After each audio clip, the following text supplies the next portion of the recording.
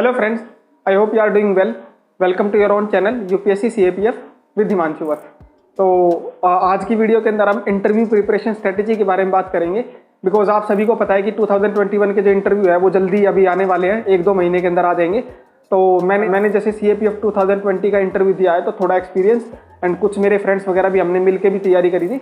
तो उसी के बेसिस पे मैं आपको कुछ स्ट्रेटेजी बताने की कोशिश करूंगा, जो कि आप फॉलो करना चाहे तो फॉलो कर सकते हैं, नहीं करना चाहे तो फिर आप अपनी स्ट्रेटेजी जो भी है आपकी वो फॉलो कर सकते हो।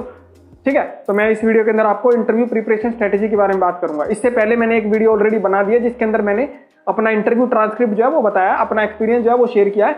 तो अगर आपने अभी तक उसको नहीं देखा तो अभी जाके देख सकते हो, ये आई बटन है, यहाँ से आपको उस वीडियो का लिंक मिल जाएगा।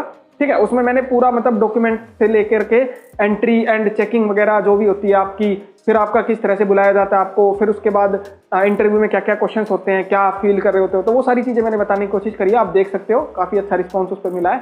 ठीक है, तो और इसके अलावा दूसरी चीज जो आती है वो स्ट्रेटेजी की वीडियो, तो वो अब इस वीडियो के अंदर बात करेंगे। तो अगर अभी तक आपने मेरे चैनल को सब्सक्राइब नहीं किया है तो अभी सब्सक्राइब कर लो, वीडियो को लाइक कर दो, शेयर कर दो, कमेंट कर दो, एंड इसके साथ साथ जो बेल आइकन है वो भी दबा देना। बिकॉज उससे क्या है कि जो भी नेक्स्ट वीडियो होगी आपको उसका नोटिफिकेशन मिल जाएगा। एंड अगर आपका कोई डाउट है तो आप मुझे इंस्टाग्राम पे फॉलो कर सकते हो, ये इंस्टाग्राम का मेरा हैंडल है। ठीक है, ये फॉलो करके आप मुझे मैसेज कर सकते हो, पूछ सकते हो। एंड टेलीग्राम पे मेरा ग्रुप जो है वो ऑलरेडी क्रिएटेड है, तो वो लिंक आपको वीडियो का डिस्क्रिप्शन बॉक्स में मिल जाएगा, तो वहां से आप मेरे को मैसेज करके पूछ सकते हो। ठीक है, ग्रुप पे काफी मेंबर्स हैं। रिसेंटली हमने एक ग्रुप कॉल जो थी वो भी ऑर्गेनाइज कराई थी, तो जिसमें मैंने कोशिश करी थी कि जो भी कैंडिडेट्स के डाउट है मैं उनको रिजोल्व कर सकूं। जितना मेरे से हो सकेगा उतना करने की कोशिश करेंगे, बाकी जो नहीं आता होगा तो पता करने की कोशिश करेंगे, फिर आपको बता देंगे। ठीक है, तो वो कोई इशू नहीं है, आप जो है ग्रुप ज्वाइन करके आप मेरे को मैसेज करके पूछ सकते हो, एंड इंस्टाग्राम पे भी आप फॉलो कर सकते हो। ठीक है, तो आते हैं अपने टॉपिक के ऊपर। तो हमारा टॉपिक जो आज का वो है interview preparation strategy for CAPF 2021। And आने वाले जो कैंडिडेट्स है 22 के, या फिर उनको जनरल आइडिया लग जाए कि प्रिपरेशन करनी कैसे है, ताकि अभी से ही थोड़ा बहुत अगर देखना चाहे तो देख सकते हैं वो। ठीक है, तो इंटरव्यू के बारे में बता दूं सबसे पहले तो कुछ बेसिक चीजें इंटरव्यू के बारे में बात करूं तो CAPF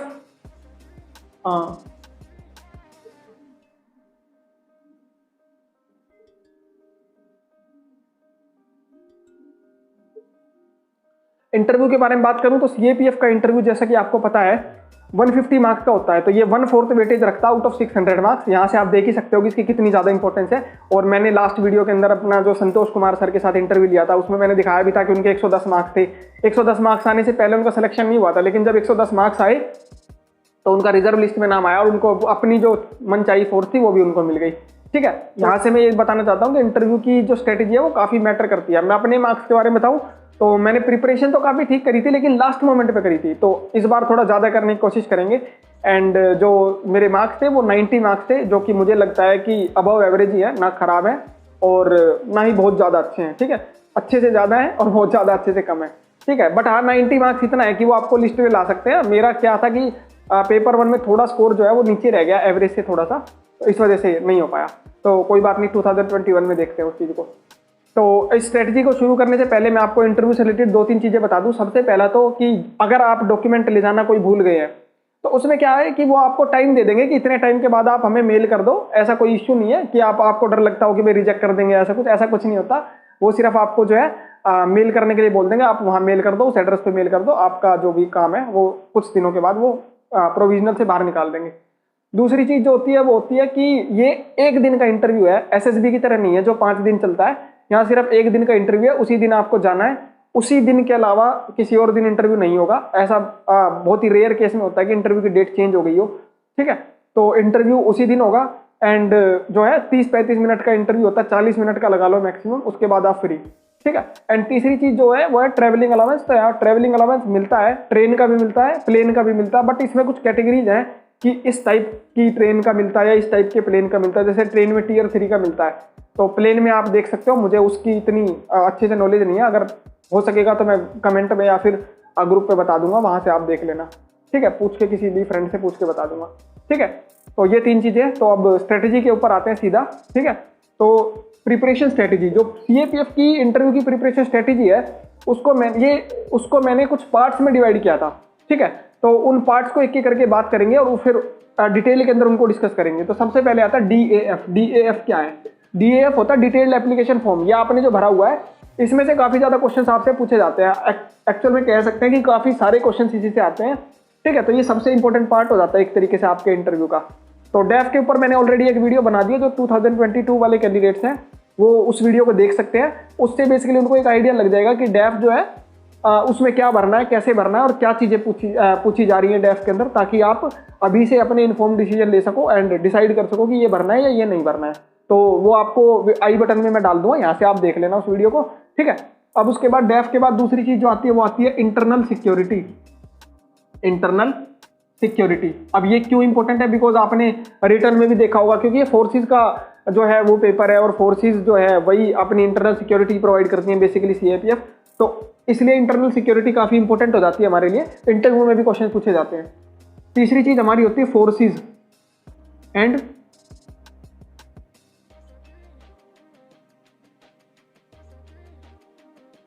मैंडेट, यानी कि फोर्सेस और उनका मैंडेट, वो क्या काम करती है, कहाँ कहाँ पे पोस्टेड होती है।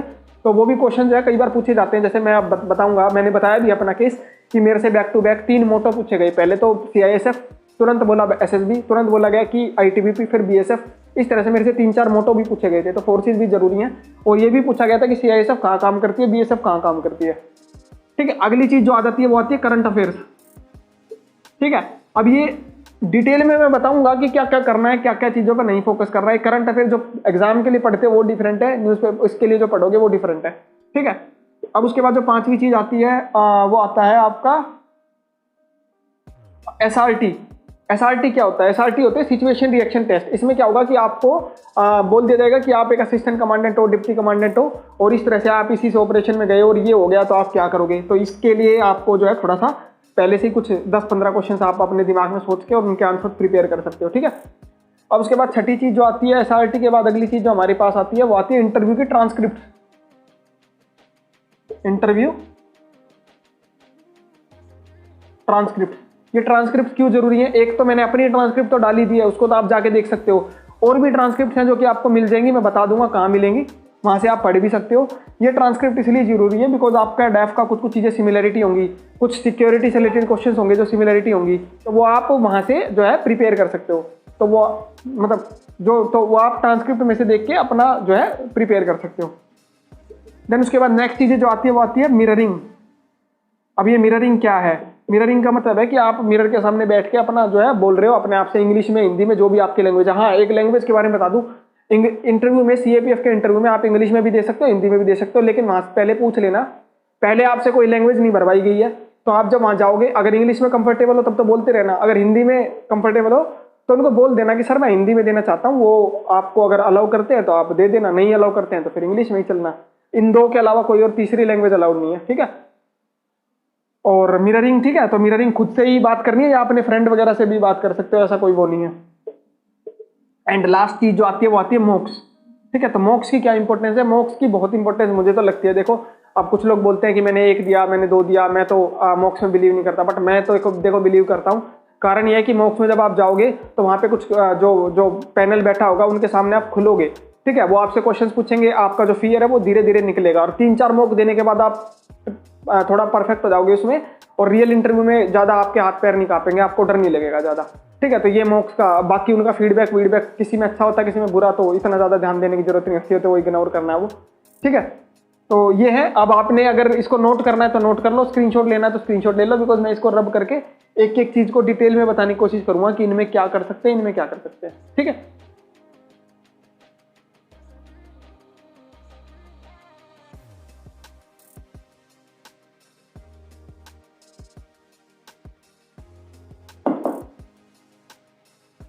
तो अब सबसे पहले आ जाते हैं DAF के ऊपर, डिटेल्ड एप्लीकेशन फॉर्म। अब इस DAF में क्या क्या होता है? तो जिन्होंने इंटरव्यू पहले दिया हुआ है या नहीं भी दिया हुआ है, तो DAF तो भर ही चुके हैं वो, तो उनको पता ही होगा DAF में सब कुछ है। तो आपको शुरू से लेके लास्ट तक जितनी भी चीज़ें हैं ना, सबकी सब चीज़ें प्रिपेयर करनी है, हर चीज़ें प्रिपेयर करनी है।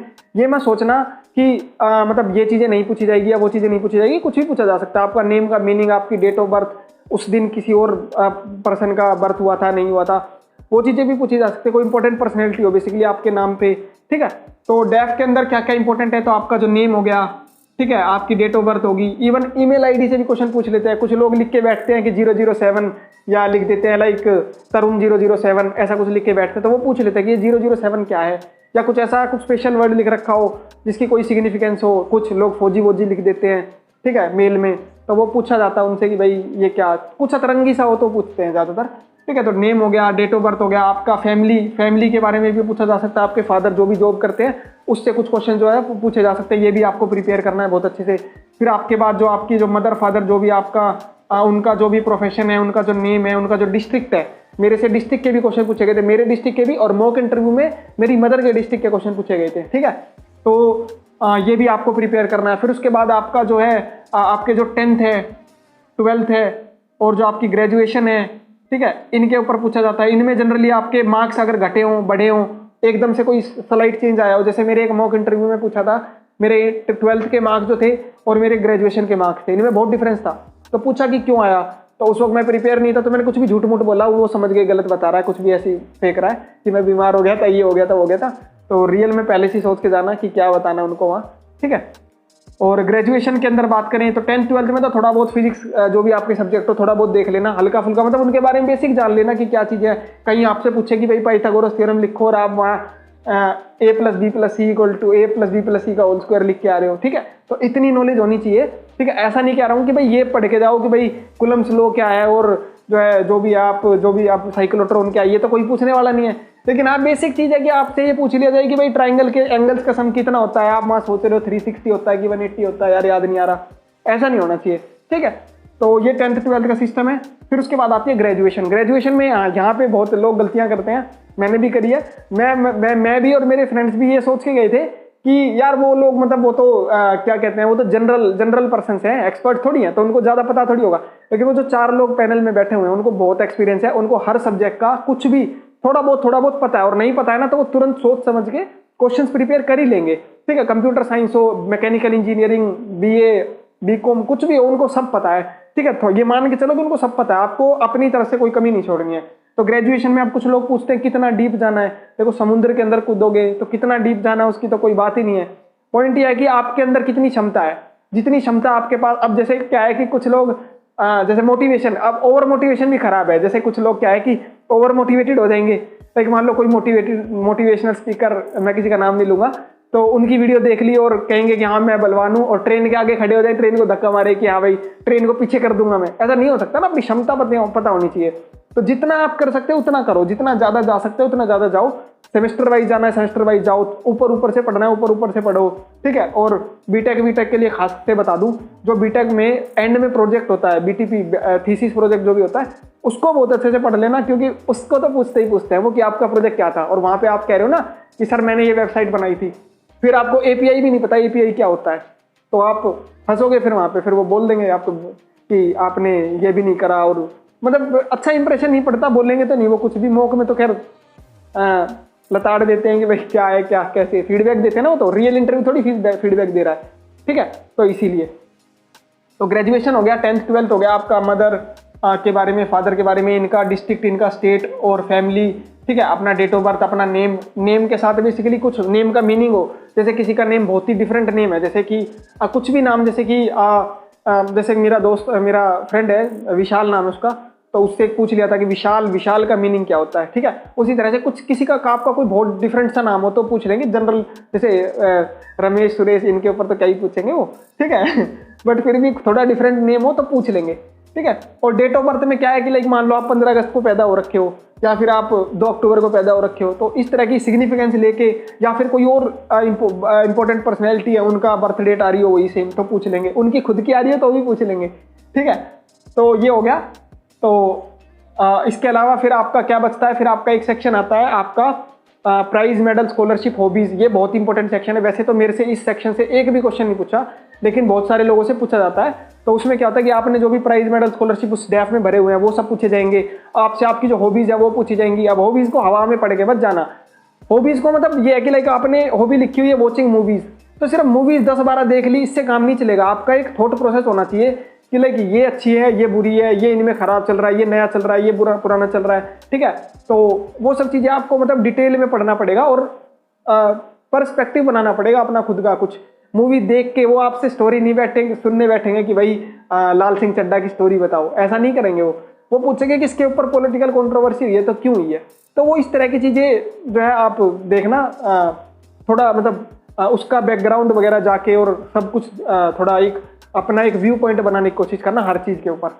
देन उसके बाद आपका जो आता है वो आता है आपका जो भी एनसीसी वगैरह करा है, ठीक है, नहीं करा है तो एनसीसी जिसने करा भाई वो अच्छे से पढ़ लेना, बिकॉज एनसीसी जो है उसके ऊपर तो बहुत क्वेश्चन पूछे जाते हैं। और आपकी किस्मत है कि आपसे एनसीसी के क्वेश्चन पूछे जा रहे हैं और वहाँ पे आपने गलती कर दी तो आप फिर पीछे ही हो जाओगे। एनसीसी वाले कैंडिडेट से एनसीसी के क्वेश्चन पूछे जाए इससे तो बढ़िया उसके लिए क्या ही हो सकता है, ठीक है, तो वो अच्छे से प्रिपेयर करके जाना। और इसके बाद फिर लास्ट में आपकी बचती है फोर्स प्रेफरेंस। फोर्स प्रेफरेंस पे भी अच्छे क्वेश्चन पूछे जाते हैं कि क्यों आपने ये फोर्स भरी, ये मतलब ये ऊपर क्यों रखी, ये नीचे क्यों रखी, ये वाली फोर्स क्या काम करती है, इसका मैंडेट क्या है, तो इस तरह के क्वेश्चन वो भी आपको अच्छे से प्रिपेयर करके जाने हैं, ठीक है। तो ये हो गया डेफ से रिलेटेड सब कुछ। अगर कोई चीज़ मिस हो गई है तो आप वही मैसेज करके पूछ लेना या इंस्टाग्राम पे पूछ लेना, ठीक है। अब मैं अगली चीज़ के ऊपर आता हूँ।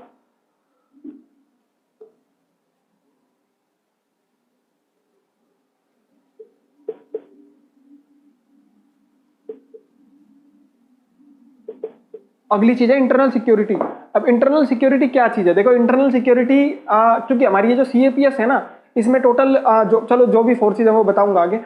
इंटरनल सिक्योरिटी में बेसिकली हमारी जो CAPF है वो सारी इंटरनल सिक्योरिटी का ही प्रोटेक्शन करती है। एक्सटर्नल प्रोटेक्शन करने के लिए तो हमारे पास आर्मी, नेवी, एयरफोर्स है। इंटरनल सिक्योरिटी के लिए हमारे पास ये CAPF है, तो इनका मैंडेट इंटरनल सिक्योरिटी से रिलेटेड है। तो आपको ये इंटरनल सिक्योरिटी बहुत अच्छे से पढ़नी है। कहाँ से पढ़नी है, दो नाम बता देता हूँ। एक तो देखो किसी चीज़ को प्रमोट नहीं कर रहा हूँ, बस पढ़ी है इसलिए बता रहा हूँ, ठीक है। तो एक तो है वाजीराम की एक येलो कलर की बुक आती है, थोड़ी पुरानी है बट एक बार पढ़ लेना, मेरे को अच्छी लगी थी वही। और दूसरी एक अशोक कुमार एंड विपुल की एक बुक आती है इंटरनल सिक्योरिटी की, ठीक है, वो कुछ IPS ऑफिसर्स भी हैं वो शायद, ठीक है, तो उनकी बुक आती है, वो भी काफ़ी अच्छी है। आप इन दोनों में से कोई सी एक कर लेना, दोनों करने की जरूरत नहीं है, ठीक है। तो इससे आपकी इंटरनल सिक्योरिटी ऑलमोस्ट पूरी हो जाएगी, या इंटरव्यू में भी काम आएगी, आगे कभी रिटर्न दोगे ना जब CAPF का तो भी काम आएगी, ठीक है। तो ये है इंटरनल सिक्योरिटी। और इंटरनल सिक्योरिटी में क्या क्या पढ़ना है तो मैं एक बार लिस्ट बता देता हूँ आपको। तो इंटरनल सिक्योरिटी में जैसे आपको नॉर्थ ईस्ट के बारे में पढ़ना है, आपको कम्युनलिज्म पढ़ना है, जम्मू कश्मीर की मिलिटेंसी, आफ्सपा के बारे में बहुत कुछ पढ़ना है। आफ्सपा पे बहुत क्वेश्चन पूछे जाते हैं, ठीक है। आफ्सपा क्या है, कैसे है, कौन कौन सी कमिटीज हैं, रहना चाहिए कि नहीं रहना चाहिए, हटा दो, ला दो, ठीक है, वो सब चीज़ें। फिर उसके बाद लेफ्ट विंग एक्सट्रीमिज्म हो गया, social networking, cyber crime, border challenges, cyber security के बारे में पूछ लिया, organise crime, terrorism, money laundering, ठीक है, security forces and their mandate. तो ये सारा आपको उन बुक्स के अंदर इंडेक्स में मिल जाएगा। अच्छे से प्रिपेयर करो, कोई दिक्कत नहीं है, नोट्स बना लेना, बिकॉज बुक को बार बार पढ़ोगे तो फिर हो नहीं पाएगा। इंटरनल सिक्योरिटी के तो बना ही लेना बेसिकली, ठीक है। अब उसके बाद हम अगली चीज पे आ जाते हैं, वो आते हैं फोर्सेज, ठीक है। फोर्सेज, इन फोर्सेज में क्या क्या आती हैं, तो फोर्सेज में आपने क्या क्या पढ़ना है। देखो फोर्सेज के बारे में बात करूं तो सिर्फ CAPF तक रेस्ट्रिक्ट मत करना। CAPF के अंदर जो हमारी जो इस एग्जाम के अंदर फोर्सेज है वो 5 हैं, CISF, BSF, SSB, ITBP and CRPF। जो है ये 5 सेंट्रल आर्म पुलिस फोर्सेज जो हमारे एग्जाम के अंदर है, इनके बारे में तो पढ़ना ही पढ़ना है। इनके बारे में क्या पढ़ना है, इनका मैंडेट, इनका विकीपीडिया का पेज देख लिया या फिर इनकी वेबसाइट जो होती है वो सर्च कर ली, ठीक है। और इनकी यूट्यूब पे वीडियोस भी पड़ी हुई हैं काफ़ी सारी, शायद चैनल का नाम क्या था, संसद टीवी के चैनल पे इन सब के बारे में ना डिटेल्ड वीडियो पड़ी हुई है, कैसे इनकी ट्रेनिंग है, कहाँ करते हैं, क्या काम करते हैं, वो सारा उसके अंदर दिया हुआ। बहुत अच्छी वीडियो है, आप देख सकते हो, ठीक है। और गवर्नमेंट की वीडियोज़ हैं तो ऐसा कोई वो नहीं है, ठीक है, कि खुद किसी ने क्रिएट कर रखी हो। इसके अलावा फिर आपको NSG, ठीक है, NSG, NDRF, ठीक है, असम राइफल्स,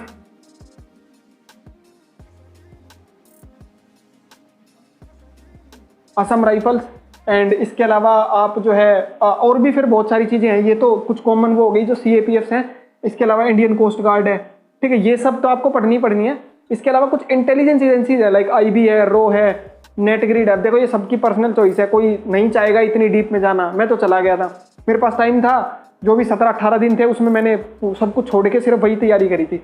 तो उसमें मैं नेट ग्रिड, ठीक है, और मतलब जो भी मेरे को याद आता गया, IB, CBI, विजिलेंस कमीशन, सब पढ़ लिए थे मैंने। जिस तरह की जितनी भी बॉडीज है सारी पढ़ ली थी, ED VD सब कुछ, ठीक है। तो ये हो गया फोर्सेस के बारे में। फोर्सेस के अंदर इनका मैंडेट, इनका मोटो भी पढ़ना है, और जो है मतलब कब ये बनी थी, कब हम जैसे पूछ लिया जाता है कि भाई क्या कारण था जिस वजह से BSF को बनाना पड़ा। तो ये था फोर्सेस के बारे में।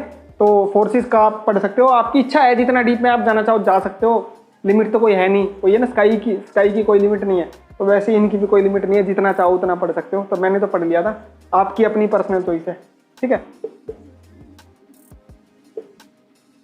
करंट अफेयर्स, अब यहाँ पे एग्जाम की तरह 1 साल वाले करंट अफेयर्स या CSC वाले करंट अफेयर्स या CAPF वाले करंट अफेयर्स ऐसे नहीं होता।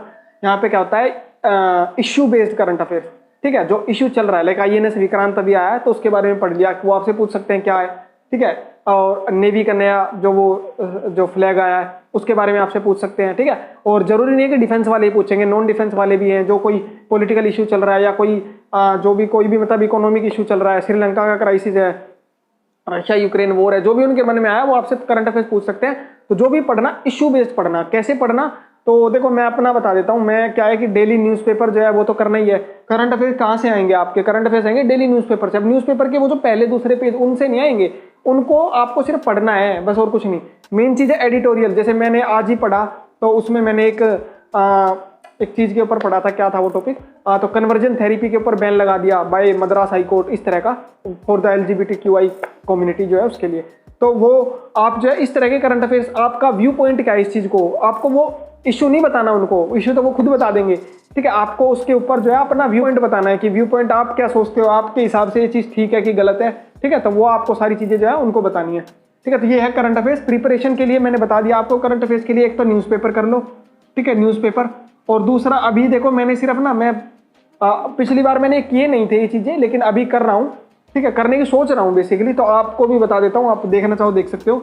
एक तो जो मतलब, चलो मैं नाम नहीं लेता किसी का भी, ठीक है, वो आप मेरे को मैसेज करोगे तो बता दूंगा, ठीक है। तो उसमें क्या है कि आप यूट्यूब पे ऐसी वीडियोस आती हैं, रैंडम वीडियो, जो कोई एक टॉपिक को एक्सप्लेन कर रही होती है, ठीक है। बहुत ही फेमस चैनल है, एक ही सिंगल इंडिविजुअल चैनल, आपको पता ही होगा, बहुत फेमस चैनल है।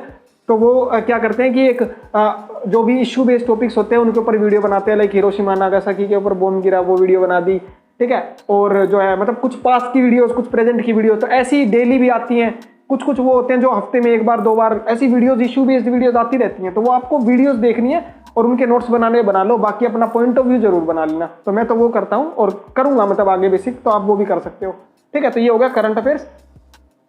अब उसके बाद आते हैं SRT, ठीक है। तो SRT ये कहाँ से मिलेंगे आपको? तो ये क्या है, इंटरव्यू ट्रांसक्रिप्ट। चलो मैं साथ में ले लेता हूँ, इंटरव्यू ट्रांसक्रिप्ट, ठीक है। अब इंटरव्यू ट्रांसक्रिप्ट और SRT ये आपको कहाँ मिलेंगे? टेलीग्राम पे ना आपको ग्रुप मिल जाएंगे जहाँ पे इंटरव्यू ट्रांसक्रिप्ट है, सिविल सर्विसेज की भी मिल जाती हैं, CAPF की भी मिल जाएंगी, ठीक है। और आप मेरे को कहोगे तो मैं एक PDF है पूरी, तो वो PDF भेज दूंगा, आप मेरे को मैसेज कर देना, ठीक है। वो मैं ढूंढूंगा पहले, अगर मेरे को मिल गई तो उसमें 600-700 कुछ ट्रांसक्रिप्ट हैं, तो वो सारी में SRT भी मिलेंगे और क्वेश्चंस भी मिलेंगे। इनको आपको डे टू डे बेसिस पे पढ़ना है, उनके क्वेश्चंस जो है उनके आंसर्स प्रिपेयर करने हैं, ठीक है। और अपने आप के लिए सोचना है कि मैं क्या जवाब देता हूँ वहाँ पे, ठीक है। तो ये SRT आपको सारे वहाँ से मिल जाएंगे। किसी चीज़ में डाउट आता है तो आप कोई मेंटर देख सकते हो, या मॉक इंटरव्यूज में जब कभी जाओगे ना तो वहाँ के जो फीडबैक देने वाले होते हैं उनसे पूछ सकते हो, कोई दिक्कत नहीं है। और बाकी संतोष कुमार सर ने एक चैनल का नाम बताया था, ठीक है, तो वो आप चैनल फॉलो कर सकते हो। और जो सर हैं उनसे भी अपने डाउट पूछ सकते हैं, वो भी काफ़ी मतलब जो है हेल्पफुल है इस चीज़ों के अंदर, और उनके सेशंस भी होते रहते हैं। तो ये हो गया इंटरव्यू ट्रांसक्रिप्ट का। एंड देन सातवीं चीज़ आती है मिररिंग, जो मैंने बताई थी। अब ये मिररिंग क्या इंपॉर्टेंट है? तो मिररिंग जो है इसलिए इंपॉर्टेंट है बिकॉज ये आपका ना कॉन्फिडेंस जो है वो बढ़ा देगी। ये आपका जो लेवल है, जो आपकी एनर्जी का लेवल है, लो हो रखा है, उसको एक तरीके से बढ़ा देगी। आप जब खुद से बात करोगे, क्वेश्चंस पूछोगे, उनके जवाब दोगे, या आप किसी फ्रेंड के साथ डेली की आधा घंटा की 1 घंटे की टेलीफोनिक कन्वर्सेशन कर रहे हो, वीडियो कॉल कर रहे हो जिसमें वो आपसे क्वेश्चन पूछ रहे हैं, वो करना है, ठीक है। और मिररिंग के अंदर ही मैं सब कुछ इंक्लूड करता हूँ, सिर्फ अपने आप के साथ नहीं, ठीक है। तो 2 पर्सन हो गए, ग्रुप्स हो गए, ठीक है। ये तो इस तरह से, जैसे मैंने लास्ट ईयर भी एक ग्रुप बनाया था, ठीक है, हमने मतलब मिलकर ग्रुप बनाया था, तो उस ग्रुप के अंदर हम काफ़ी सारे लोग थे, एक दूसरे का मॉक इंटरव्यू लेते थे, ठीक है। तो ये भी बहुत अच्छी एक्सरसाइज है। और जैसा संतोष सर ने बताया था अपनी एक वीडियो के अंदर, आप नहीं देखिए तो देख लेना, उनका इंटरव्यू मैंने लिया हुआ है, 110 मार्क्स थे उनके इंटरव्यू में। उन्होंने बताया था कि ग्रुप में एक फीमेल मेंबर जरूर रखना, बिकॉज वहाँ पे क्या होता है कि फीमेल मेंबर भी आ जाती हैं, तो फीमेल मेंबर भी होते हैं, तो आप यूज टू हो जाओ थोड़ा सा, ठीक है। तो वो चीज़ है, बाकी वरना तो किसी मेल मेंबर को फीमेल मेंबर समझ लेना, उससे क्या ही फर्क पड़ता है, ठीक है। तो ये है मिररिंग एंड जो भी आपको प्रैक्टिस के लिए, बेसिकली ये प्रैक्टिस का है। एंड देन उसके बाद फाइनली जो चीज़ मैं बताना चाह रहा था वो है मॉक इंटरव्यू, मॉक्स। और देखो मैं किसी कोचिंग का नाम तो नहीं ले रहा है यहाँ पे, ठीक है, लेकिन मैंने 2-3 मॉक इंटरव्यू जो थे वो दिए थे। मॉक से क्या होता है कि कुछ मॉक्स इतने घटिया होते हैं, ठीक है, वो आपको डरा भी देते हैं और कुछ पूछते भी नहीं है, पैसा भी बर्बाद हो जाता है आपका, ठीक है। CSC की तरह फ्री नहीं होता, यहाँ पैसे लगते हैं हर चीज़ के, ठीक है। और मतलब बहुत ज़्यादा भी नहीं है, बट ठीक है, मतलब आप मान के चलो कि 700 से 800 या 700 से लेके 1000 रुपये मान लो कि इतने लग जाते हैं एक मॉक इंटरव्यू के आपको देने पड़ते हैं। मोस्टली तो वैसे 1000 ही चार्ज करते हैं, बट फिर भी ये मैं आपको बता दूं, ऐसे मॉक्स का मतलब ये नहीं है कि आप कोचिंग के पास ही जाओ, अपने दोस्तों के पास जो मॉक्स दे रहे हो वो भी उसी में इंक्लूडेड है, ठीक है। तो मॉक से ये होगा कि आपको माहौल मिल जाएगा, आपको वो जो सूट वूट पहन के जाओगे वही पहन के जाओगे वहाँ पे मॉक में भी, ठीक है। तो आपको पता चल जाएगा कि टाई अच्छी लग रही है कि नहीं लग रही है, वो सब बता देंगे, ठीक है। आपका कॉन्फिडेंस जो है वो भी सही आ जाएगा, ठीक है। और आपके जो भी कोई फियर थे स्पीकिंग के या किसी भी तरह के कम्युनिकेशन के, तो वो आपको पता चल जाएंगे, आप फिर उसको ठीक कर लेना अगर टाइम मिलता है तो, ठीक है। तो ये है मॉक की इंपॉर्टेंस, ठीक है। तो ये सारी चीजें थी जो आप कर सकते हो। अब मैं बात करूंगा कि जो फोकस किस चीज के ऊपर कर सकते हो, मेन फोकस जो है वो किस चीज पे करना है। तो मेन फोकस जो करना है वो तो एक तो अपने डेफ के ऊपर करना है, बिकॉज मोस्टली केसेस में मैंने देखा है लगभग 50 से 60% क्वेश्चन आपके डेफ पे ही होते हैं। सबसे ज्यादा इंपॉर्टेंट पार्ट जो है वो डेफ ही है, बिकॉज आपके जो इंटरव्यू होगा उसका 50, 60, 70% भी कई बार डेफ से ही चला जाता है, ठीक है। और आप मेरा भी मॉक इंटरव्यू जो मेरा भी मतलब आप जो ट्रांसक्रिप्ट है वो देख सकते हो, उसमें काफी सारे क्वेश्चन जो थे वो डेफ बेस्ड ही थे। कुछ के मैं जवाब दे पाया था, कुछ के जवाब नहीं दे पाया था, ठीक है। जरूरी नहीं आप सारे क्वेश्चन के जवाब दे पाओ। तो ये डेफ है, डेफ की सबसे ज्यादा इंपॉर्टेंस है। दूसरी चीज जो इंपॉर्टेंस है वो है करंट अफेयर्स की। करंट कहाँ चला गया? दूसरी चीज जो सबसे ज्यादा इंपॉर्टेंस है वो है करंट अफेयर्स की, ठीक है। करंट अफेयर्स की क्यों? बिकॉज करंट के टॉपिक्स जो होते हैं ना वो आपसे काफी पूछे जाते हैं, आपसे आपके व्यू पॉइंट पूछे जाते हैं। देन तीसरी चीज तो फिर ये सारी चीजें जो है वो एक लेवल की आ जाती है कि इनमें बेसिकली क्या इंपॉर्टेंट है क्या नहीं है, ठीक है। मेन चीजें ये दो चीजें हैं, डेफ और करंट अफेयर्स। ये दो भी आपने अगर अच्छे से प्रिपेयर कर ली और इंटरनल सिक्योरिटी को थोड़ा पढ़ के चले गए, इंटरनल सिक्योरिटी एंड फोर्सेस थोड़ा थोड़ा पढ़ के चले गए, इतना कि लाइक आपसे मनी लॉन्ड्रिंग पूछा जाए एंड टेरर फाइनेंसिंग पूछा जाए तो दोनों में जो डिफरेंस है वो बता सको, दोनों में रिलेटेडनेस क्या है वो बता सको, ठीक है। तो इतना जो है आप उनको बता सको, ठीक है। ये ना हो कि आप वहाँ टेरर फाइनेंसिंग की डेफिनेशन आपको नहीं आ रही है या मनी लॉन्ड्रिंग की डेफिनेशन नहीं आ रही है, ठीक है। तो ये चीज़ नहीं होनी चाहिए। तो ये सारी चीज़ें थी जो आप इंटरव्यू की प्रिपरेशन कर सकते हो। अभी जैसे क्या है कि अभी जैसे हम मान लेते हैं, और हाँ एक चीज़ और बता दूं, इंटरव्यू में दो चीज़ें होती हैं, एक तो नॉलेज होती है और एक पर्सनैलिटी होती है। लोग बोलते हैं कि interview is a personality test, but मैं बोलता हूँ कि इंटरव्यू नॉलेज भी है और पर्सनैलिटी भी है। बिना पर्सनैलिटी के नॉलेज का दिखा भी दोगे तो क्या होगा, आप ऐसे लगोगे लाइक ओवर कॉन्फिडेंट है और आप जो है फेंकू ज़्यादा हो। दूसरी चीज़ जो है, अगर आपके पास पर्सनैलिटी अच्छी है बट नॉलेज नहीं है तो दिखाओगे क्या उनको? वो क्वेश्चन पूछेंगे, नो सर जवाब दे के पर्सनैलिटी दिखाओगे, उससे क्या होगा? कुछ भी नहीं होगा ना। अब मेरे से उन्होंने क्वेश्चन पूछा कि एसएसबी का मोटो क्या है, सीआईएसएफ का मोटो क्या है, नहीं आता तो मैं नो सर बोल देता, ज़्यादा फर्क तो नहीं पड़ता, बट बता दिया तो शायद पॉजिटिव फर्क जरूर पड़ा, ठीक है। इतना तो कह सकते हैं ना, पॉजिटिव पड़ा, नेगेटिव कुछ नहीं। वो ये होता है ना, नुकसान कुछ नहीं होना चाहिए बस, ठीक है। तो पढ़ लो, उससे ज़्यादा बेटर मतलब ये तो है ही। और बाकी दूसरी चीज़ जो है नॉलेज इंप्रूव करने का, तो ये सारा मैंने बता ही दिया आपको। पर्सनैलिटी इंप्रूव करने के लिए आप क्या कर सकते हो, एक दो बुक्स हैं आप पढ़ सकते हो, like how to win friends, इस तरह से कुछ बुक थी एक, हाउ टू विन फ्रेंड्स।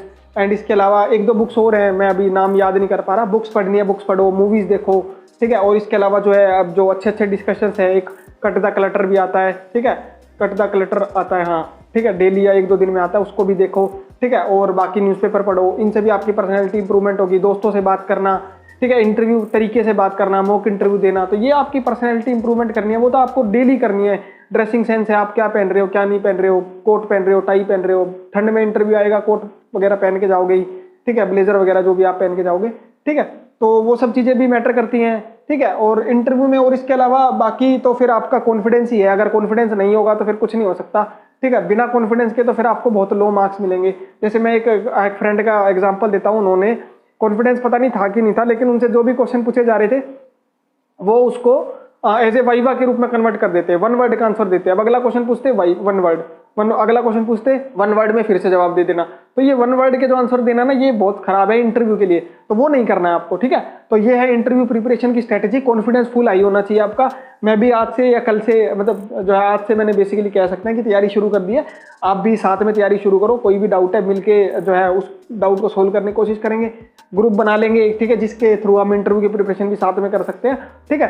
तो मैसेज कर सकते हो आप टेलीग्राम पे, इंस्टाग्राम पे, ग्रुप मैंने इंस्टाग्राम का टेलीग्राम पे बना दिया है, ठीक है। तो बाकी यही था, और अगर आपका कोई डाउट बचता है तो आप मेरे से पूछ लेना, ठीक है। तो खत्म करते हैं इस वीडियो को यहीं पे ही, and thanks for watching it. आपने अभी तक चैनल को सब्सक्राइब नहीं किया है तो अभी सब्सक्राइब कर लो, ठीक है। बेल आइकन भी दबा दो, वीडियो को लाइक करो, शेयर करो, कमेंट करो, एंड इंस्टाग्राम पे फॉलो करना है तो ये आपको हैंडल मिल जाएगा यहाँ से, और ये देख के आप जो है इंस्टाग्राम पे फॉलो कर सकते हो। तो thanks for watching it, thank you so much. मिलते हैं नेक्स्ट वीडियो के अंदर।